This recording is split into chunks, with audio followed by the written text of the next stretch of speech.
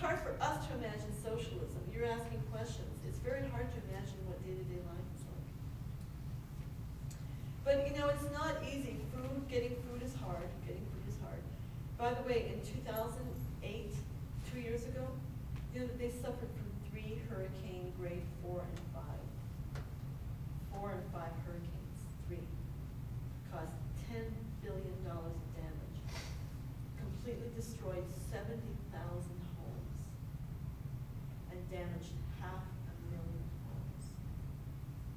You guys have no idea how hard it is. It's not like they can go to Home Depot. They can't even go to a state. They can't go to anything to buy a piece of wood. Almost no one died too, right? No, nobody died. Well, I think 4 people died in all 3 hurricanes because some people refused to leave. And I was in the evacuation of Hurricane Gustav, the 5 that hit the southern part of the island. It was quite amazing to see. Paloma. I was in Gustav in Baton Rouge when it hit. But, you know, at one point, just to show you how severe it is, they had no roofing. The people were like, where do we go? They were sleeping in schools. No prospects for rebuilding easily. And the government asked Bush, please let us purchase construction materials from the U.S. for 6 months. That's all we ask. You can keep the blockade in place, but let us buy from the southern states building materials. No. So you know what Cuba did? They called on the people. They said, everybody turn in all the paper and cardboard that you can in your homes. Let's recycle. Because they do recycling business. Collected everything you can of cardboard and paper. And they made roofs from recycled paper. Just to have something on the roof. You know. And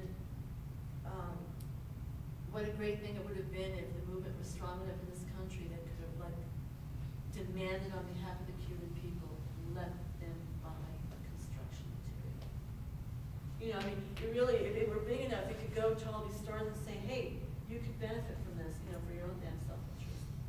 But there's not much of a movement here. And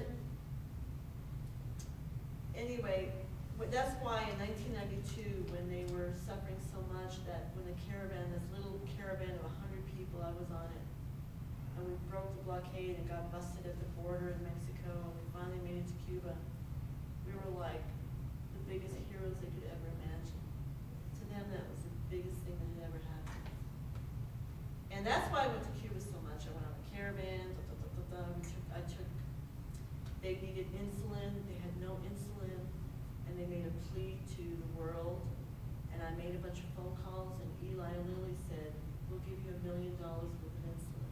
I mean, that was amazing. I was like, wow. And then they said, actually, we have $2 million, we'll give it to you. Just ship it there. So we got a license. This was 1994. And we took it on several plane flights from Miami. You spearheaded that? I organized it, yeah. I mean, just from a phone call. Just it was a lucky phone call. But it was funny because Eli Lilly, that medicine was going to become within 6 months expiration in about 4 months. So after 6 months, it would be no good. They couldn't give it to anybody legally. And they thought, well, if we go to Cuba with them, maybe we can start up some business once the blockade is lifted. And so the executives went with us, and I got the license. You know, we flew from Miami, and there was the condition was that this doctor had to go with us. He was Cuban American. He was very right wing, young man, plastic surgeon. Talk about privilege. Grew up in Miami, born in Cuba, but grew up in Miami. And I was arranging his travel, and Ramsey Clark, and a couple of other people, and the executives. And I said something about Fidel Castro, this doctor, and he said, you know, I don't want to hear about Fidel Castro. He's a Hitler. I'm only going for humanitarian assistance. I'm only going for delivering the medicine. I don't want to hear about politics. He hadn't been to Cuba since he was like 2 years old. The minute we landed, his whole life changed. I couldn't believe this. And after a day, we were on the beach in the hotel, the Copacabana, and we were on the Cuban said to us, there's a baby that's just, heart's been operated on, it's a few days old, and it needs special medicine. We don't have it. Is there any way that you guys can help us? So Juan Padilla, this doctor, he had, you know, in those days it was big cell phones. He's got this big cell phone. God, and he's calling Miami, and he said, Jorge, to his Cuban doctor friend, he said, listen, on the next flight, send this medicine, this baby needs it. He said, Jorge, you wouldn't believe Cuba. He said, you know I'm a Republican. He goes, hell, I'm a fascist. He said that. He said, but Jorge, Cuba's great. They lied to us all our lives, man. You gotta come here. You gotta come here. And I'll never forget that. This has been an experience of many people. And he went back 6 times with medical equipment. He did operations on people to restore, facial problems. And he died 2 years ago. He crashed into a mountainside in Santa Barbara. But I remember we were leaving Cuba, and I was like, acting like I hadn't heard what he said, because I didn't want him to, feel defensive. And as we're leaving, we're at the airport, and I can hear his conversation with this guy with the old black 50 Chevy, whatever.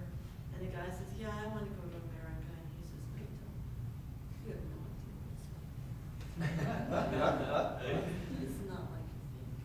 And like I said, he went back 6 times. And we took the medicine, and it was enough for 57,000 diabetics for 1 month. Anyway, guys, please sign the petition for the 5. We'll keep you in touch on the news about them. If you see in the subject head, Free the Cuban 5, you won't get more than 1 or 2 a month, we promise. You all ought to think about sending a note to the 5 and telling them that you did this event. They would be thrilled. Can we have a picture? Absolutely, yes. Can someone take a picture of us in a circle from here or something? I already got a couple pictures inside the circle. Maybe it might be worthwhile just, I know it's late, no one wants to do it, but maybe it might be worth